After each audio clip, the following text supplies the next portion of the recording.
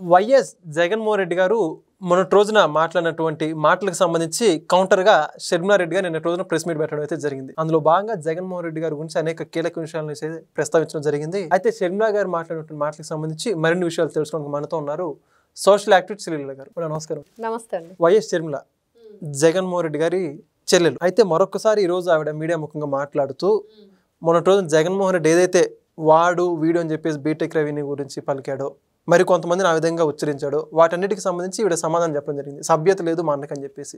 మొత్తంగా షర్మిల గారు వాళ్ళ అన్నకి సభ్యత లేదని చెప్పినటువంటి మాటలు మనం ఏ విధంగా అర్థం చేసుకోవచ్చు అంటారు? మరోసారి చీకొట్టిన చెల్లెలు, ఎన్నిసార్లు చీకొట్టించుకున్నా నా ధోరణి ఇంతే, నా పద్ధతి ఇంతే, నేను మారను అంటున్నా జగన్మోహన్ రెడ్డి. అంతే ఉంది. సభ్యత సంస్కారం లేదు మా అన్నకి అని చెప్పిందంటే ఆయన ఎన్ని విధాలుగా, అంటే సొంత చెల్లెలే ఆ విధంగా మాట్లాడిందంటే ఆవిడని ఏ విధంగా అతను అవహేళన చేశాడు, ఏ విధంగా మరి సోషల్ మీడియాలో పోస్టులు పెట్టించాడు, వాళ్ళ నాయకుల చేత తిట్టించాడు. Character assassination. అసలు ఆవిడ నోటితోటి ఆవిడే ప్రభాస్ అంటే ఎవరో నాకు అసలు తెలియదు అని చెప్పిందంటే ఇంకా ఏ విధంగా జగన్మోహన్ రెడ్డి చి నీ బ్రతుక సినిమాలో బ్రహ్మానందం తిట్టుకుంటా ఉంటాడు, నా మొహాన అదయ్యా ఇదయ్యా కాకిరెట్టయ్యా అని అట్లా తిట్టుకోవాలి అద్దం ముందు నుంచొని జగన్మోహన్ రెడ్డి. నిజంగా అలానే చేసుకోవాలి. ఎందుకంటే ఇక్కడ తల్లిని నువ్వు ఏమీ న్యాయం చేసింది లేదు, చెల్లికి న్యాయం చేసింది లేదు, బాబాయ్ కూతురికి న్యాయం చేసింది లేదు. అసలు ఆంధ్రప్రదేశ్నే ముఖ్యమంత్రిగా చేసి వీళ్ళందరూ నీ వెనకాల నిలబడి నేను ముఖ్యమంత్రిని చేస్తే ఆంధ్ర రాష్ట్రాన్ని సర్వనాశనం చేసేసాడు. పులివెందుల్లో 31 సంవత్సరాలుగా అసలు ఏకగ్రీవంగా వీళ్ళే ఆధిపత్యం చెలాయిస్తూ ఉన్నారు. మరి ఈ రోజును చూస్తే 11 నేను వీడని నీడలాగా జగన్మోహన్ రెడ్డిని నేను వీడని నీడను నేనే సాంగ్ లాగా 11 వెంటాడుతుంది. 11 మంది నామినేషన్లు వేశారు. మరి దాంట్లో సునీల్ యాదవ్కు 2 ఓట్లు వచ్చినాయి అంట. ఒకటి అతను, మరొకరు ఇంకో వ్యక్తి వేసి ఉంటారని. అలాగే ఇంకొకరికి అసలు ఒక్కటి కూడా ఓటు పడలేదండి. ఇంకొకరికి 4 ఓట్లు, ఒకరికి 3 ఓట్లు అలా పడుతున్నాయి. మరి ఇన్ని రకాలుగా మరి అక్కడ ప్రజలు కూడా అంటే 30 ఏళ్ళు నేనే ఉంటానన్నాడు కదా, అందుకని చెప్పి 30 సంవత్సరాల తర్వాత మంచి రిటర్న్ గిఫ్ట్ ఇచ్చారు. బాగా మ్యాచ్ అయింది. 30 ఏళ్ళు నేనే ఉంటానంటే 30 ఏళ్ళు కాదు, 30 ఏళ్ల తర్వాత నీ చరిత్ర ఏంది ఇప్పుడు మేము చూపిస్తామని చెప్పేసి. అంటే 18 ఏళ్ళకి ఓటు హక్కు వచ్చింది అనుకోండి, ఇప్పుడు 3 దశాబ్దాలుగా వాళ్ళకి ఎలక్షన్ లేదు. మరి వాళ్ళ వయసు ఎంత వచ్చి ఉండిద్ది? దాదాపుగా 15 అయ్యో 18 వేసుకోండి, 38 ఏళ్ళు వచ్చి ఉంటాయి. వాళ్ళు ఇంకా ఫస్ట్ ఓటు ఎంతో మనం ఆనందంతో వెళ్ళి వేస్తాము. అలాంటిది వాళ్ళకి అక్కడ ఉన్న ప్రాంత ప్రజలకి ఓటు వేసే ఇది లేకుండా చేసింది వీళ్ళు. మరి ఇట్లాంటి వ్యక్తుల్ని ఏ విధంగా చేయాలి? మొన్న చూస్తే సునీత గారు ఏ విధంగా చెప్పారో చూసాము. వీళ్ళ నీచమైన చరిత్ర. మరి బీటెక్ రవి గారిని పట్టుకొని వాడు వీడు అనేంత దిగజారిపోయాడు.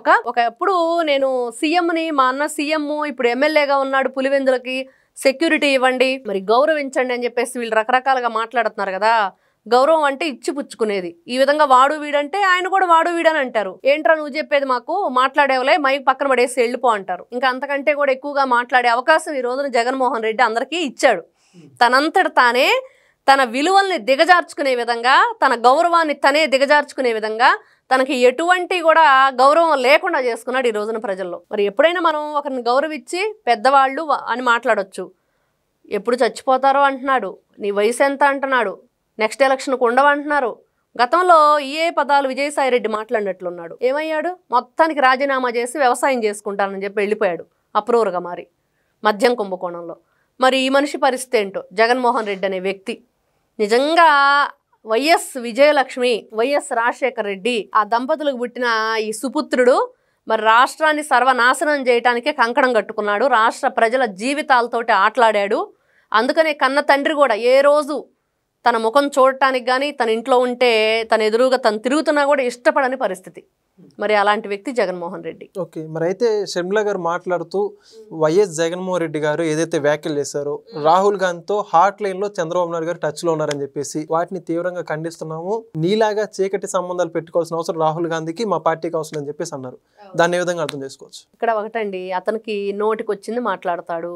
ఈ రోజున ఇతను ఎవరికి దత్తపుత్రుడు? మరి కేసీఆర్ కను మరి లక్ష్మీపార్వతి దత్తపుత్రుడు.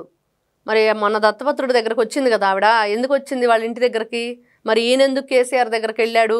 ఆయన ఏమన్నాడు? పావురాల గుట్లో పాములు వైపాడు రాజశేఖర రెడ్డి అన్నాడు. ఆయన నువ్వు వెళ్ళి ఆయన్ని హగ్ చేసుకొని పూలమాలలు ఇచ్చి లడ్డూలు తినిపించుకున్నారు ఇద్దరు. ఆయనకి సభ్యత, సంస్కారం, విలువలు, విశ్వసనీయత ఏమి లేని వ్యక్తి జగన్మోహన్ రెడ్డి.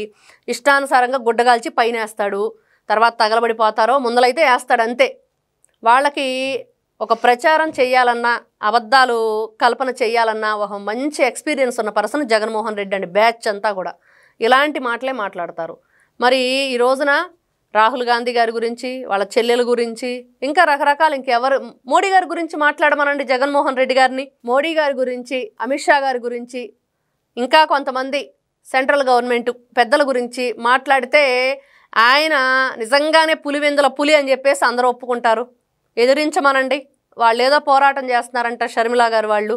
మరి ఆ పోరాటంలో ఈయన కూడా మొన్న కూడా చూసాం, మాణిక్యం ఠాకూర్ గారు ఛాలెంజ్ చేశారు, నీకు ధైర్యం ఉంటే వచ్చి రాహుల్ గాంధీ పక్కన కూర్చొని మరి తెలియజేయి, దానికి నేను కూడా అగ్రి అని చెప్పి.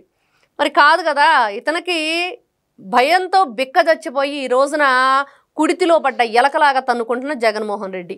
అదేదో పెనం మీద నుంచి పొయ్యిలో పడ్డాడంటారు, ఆ విధంగా ఉంది ఈయన పరిస్థితి.